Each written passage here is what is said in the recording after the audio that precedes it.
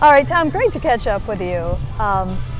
Last year, obviously, so tough, what you went through. What did you take from the experience of, this has been taken away, and they're doing things, and I did see you contribute at the end. It was great to have you in that clubhouse at the end. I know that there were some pitchers meetings that you were in at times, but how do you look at last year and kind of put that into perspective?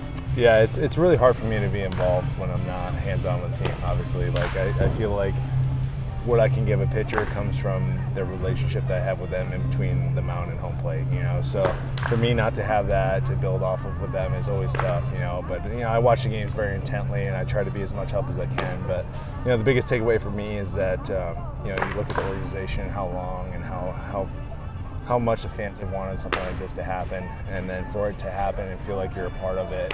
This isn't just a one-year process. I feel like this has kind of been a build-up for a few years to the point where we finally got a team capable of doing what we knew we could always do. So to be a part of that is something that I truly cherish. And then for them to ask me back here this year, it provided me with a ton of motivation to hopefully go out and do it again. And are we seeing that motivation right now? Just tighter clothing. That's all it is, I swear. Skip said you bought smaller shirts in the off Exactly. season. Yeah. It's funny because we hear you live upstate New York, and I think there are woods involved, and I know that you're an outdoorsman and whatnot, but I have these pictures, you hear of the linemen who push big wheels up truck hills and things like that. What does your off-season work look like? Yeah, and I know it's loud. Your music too is a sure. little different. It's loud, but it's also secluded. It's got a little Rocky IV to it, if you will.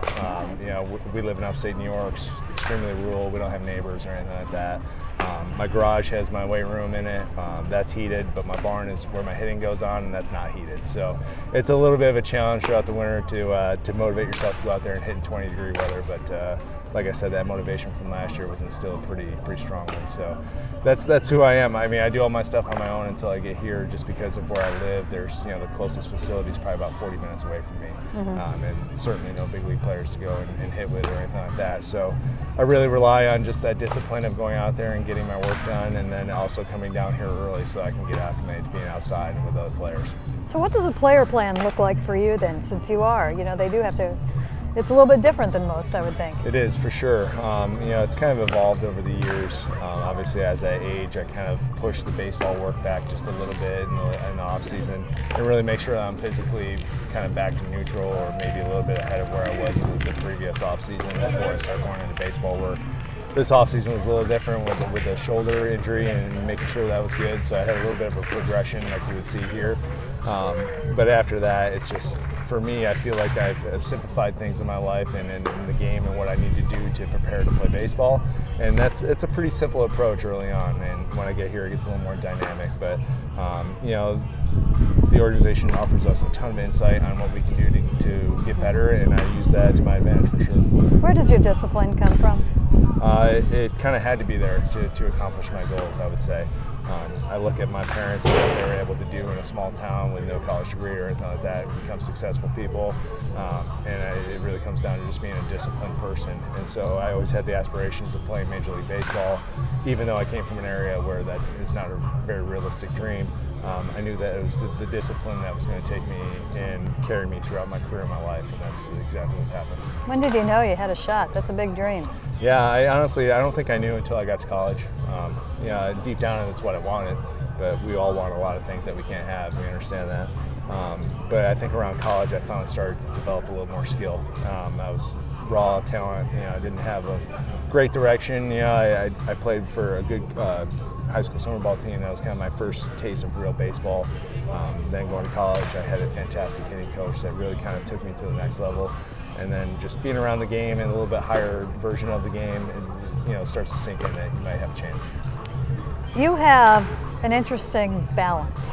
You can be as intense a person as I've seen, and you can also cut it up as much as anybody that I have seen. What have you learned about yourself, and when to turn it up and when you need to kind of pull back a little bit? Yeah, I've learned that balance is extremely important for me.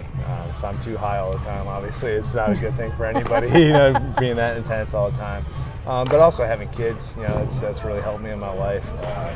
Just understanding that you can't be the same person at the field that you are at home. So being able to switch those on-off switches it's taken a lot of practice, and I'm far from perfect with it. But as I age, I feel like it's starting to get a little more under control, and I know when to ramp it up and when to turn it back. When you first got to the Mariners, I think we focused in on your hitting. That's kind of what we looked at. And you talked about, they looked at me and said, I need to do some things different, and I'm open to it, and we'll go from there. And it seems like that is something that not just with hitting, but with everything. And being open to it is something that has helped you along the way. Yeah, I think, unless you're like one of the top 2-3% of players that just has infinite amount of skill and they can go out and wake up and play a Major League Baseball game, I think every player in the big leagues is out there searching to become better and with better information.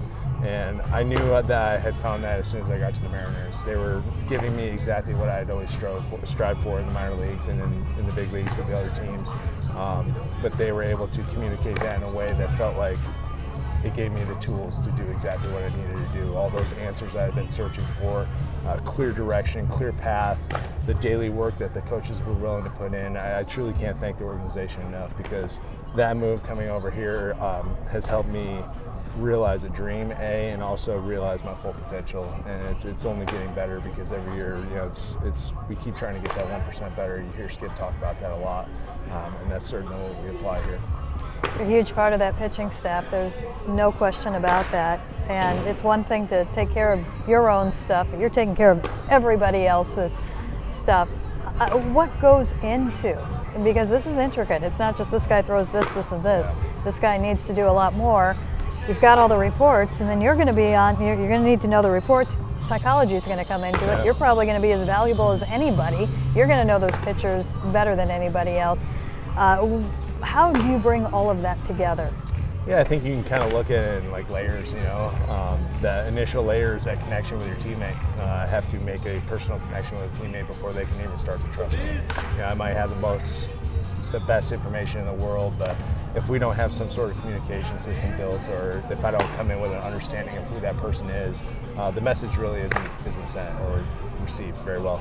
So for me, it's establishing that connection first with all my guys, making sure I understand who they are as a person on and off the field, and then it's also letting myself kind of be a little selfish in a way. It's kind of hard for me to explain, but when I'm catching a bullpen, I'm fully invested in what I'm trying to do, but that also allows me to see exactly what the pitcher's trying to do. Like, it takes a ton of focus as a catcher to do everything I need to do right, and all the information out there is coming from the pitcher. So as I'm watching the pitcher and trying to do my job to become better, I'm getting all the information that they're telling me from their body about what's going to happen with the ball coming out.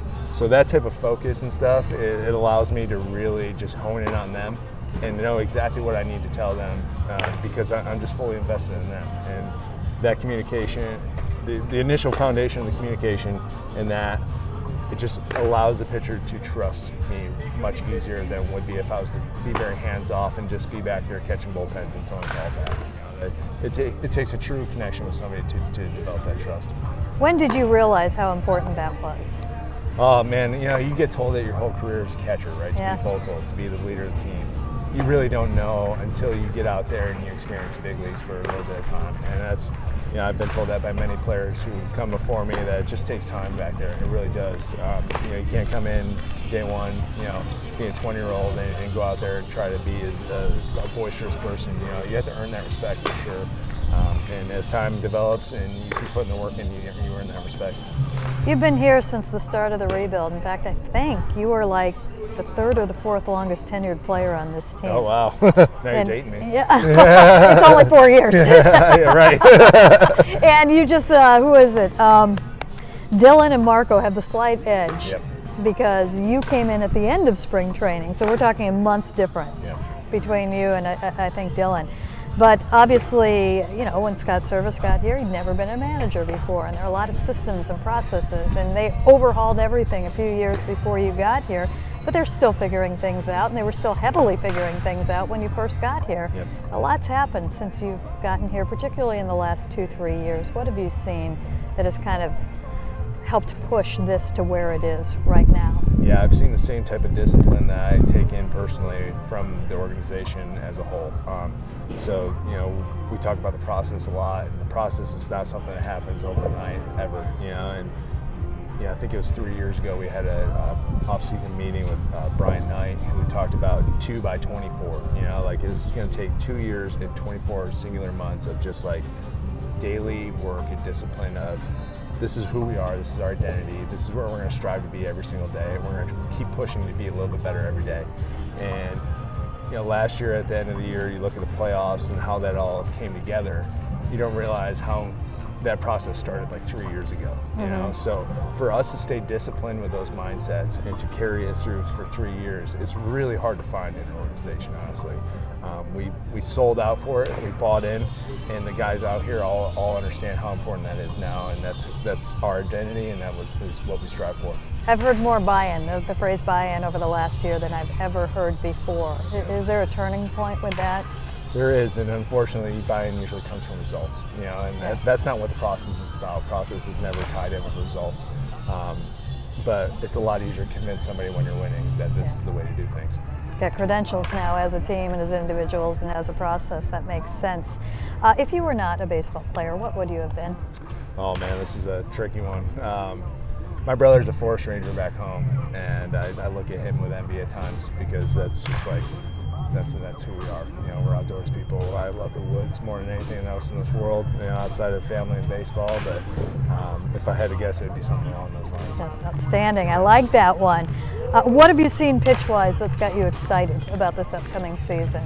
Oh man, where do you begin on that one? This organization, because it's like, guys that I haven't even said hello to before, that are 20, 21, 22 years old, coming out throwing 100 miles an hour like it's nothing. Starters that are in that shape already. It's truly remarkable how we develop pitchers. Everybody comes in with a bunch of different pitches every year. Everybody gets real excited about them.